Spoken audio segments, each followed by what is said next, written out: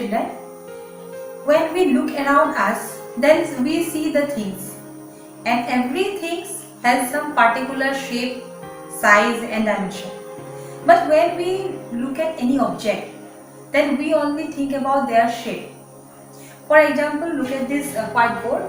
When we first time look at it, we just see that it is a shape of a rectangle vessel. But we never see these things as a bunch of angles, lines and cluster of points. Today we will learn about the elements of this object, lines and angles. Some basic angles are acute angle, which is less than 90 degree, right angle, which is equal to 90 degree, obtuse angle, which is greater than 90 degree, and even we will get one more type of angle which is equal to 180 degree. That type of angle is called straight line angle. And if one angle we have which is greater than 180 degree but less than 360 degree, that type of angle is called reflex angle. If we draw a line between an angle, then we will get two angles which have one common vertex, one common ray, where non-common arms are on the either side of the common ray, and that type of angles are called adjacent angles. When sum of two angles equal to 90 degree, that type of angles are called complementary angle. Complementary angles can be adjacent and they can be non-adjacent also. Like that, if sum of two angles is 180 degree, then that type of angles are called supplementary angles. They can be adjacent as well as they may not be adjacent. When two angles are supplementary but they are adjacent also, that type of angles are called linear pair. When two lines intersect each other, then four angles form. Look at some images.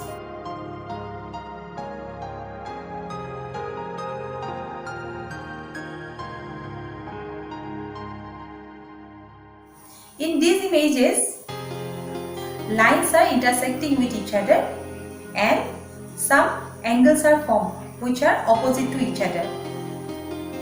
Two lines when intersect, then four angles will form. But we think about two lines which are not intersecting. Then two kind of lines we will get. Here, L and M is a pair of lines which are non-parallel to each other. One third line I want to draw so that it cuts the two lines at 2 points. Then how many angles will form? 1, 2, 3, 4, 5, 6, 7, 8. 8 angles will form. Suppose they are A, B, C, D, E, F, G, H.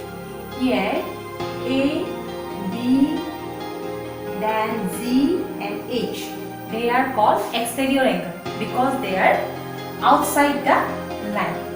And D, C, F, Z, they are interior angle because they are situated between the lines or inside the line. Here D and F, they are interior, alternate interior angles, and C and E, they are also alternate interior angles. You have to remember that alternate interior angles are situated on the both sides of the transversal and both are interior must be. But they should not be adjacent. D and C, they should not be alternate. They are linear pair but they are not alternate. Alternate angles are on the either side of the transversal, they should not be adjacent. Similarly, angle A and angle Z, one is on the left side, another on the right hand side of the transversal.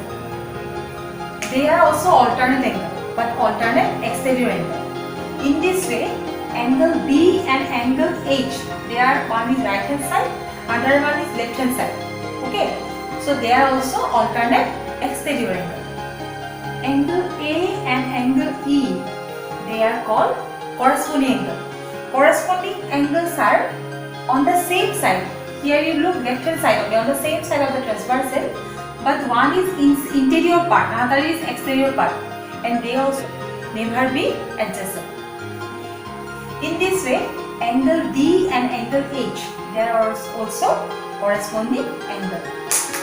Angle B and angle F are corresponding angle, and angle C and angle Z are corresponding angle. Here, angle C and angle F, both of them are interior angles, and they are on the same side of the transversal. They are called interior angle on the same side of the transversal. And angle D and angle E are also same side of the transversal, and both of them are interior angles. If instead of non-parallel line, if I draw a parallel line, then what will happen? Here you know L and M, these two parallel lines intersected by the third line T. And for that reason, 8 angles are formed. A, B, C, D, E, F, G, H. These 8 angles are formed. Already we know that A position angle and E position angles are called corresponding angle. Here also they are called same. A, E corresponding angle like that. D, H are corresponding. C corresponding to Z, and B corresponding to F. They are called corresponding angles. If they are parallel line and they are corresponding angle on the parallel line, then they are equal. That we have to remember. Then what about the alternate angles and other angles? Alternate angle, here D and F, they are equal. C and E, they are equal. A and Z are equal, and B and H are equal. Now let's see how they are equal. Here, if we want to prove B equal to F, alternate angles are equal, D equal to F, then we can think like that angle D is equal to angle H, because they are corresponding angle. And angle H is vertically opposite to angle F. So what is the result from this? H's as they are equal, then we can say angle D equal to angle F. So in this way we can prove angle D and angle F are equal. They are alternate interior angles. In this way, C and ER is equal, A equal to G and B equal to H. C and F, they are both interior angle on the same side of the transversal. And in case of parallel line, their sum equal to 180 degree, means they are supplementary angles. In this way we can say D and E, because they are interior angle on the same side of the transversal, their sum also equal to 180 degree. Now how we can prove that you know. We have to prove now C plus angle F, angle C plus angle F equal to 180. So we can do like this. Angle C and angle Z, they are equal because angle C and angle Z equal because they are corresponding angle. Again, angle F plus angle Z is equal to 180 degree because linear pair.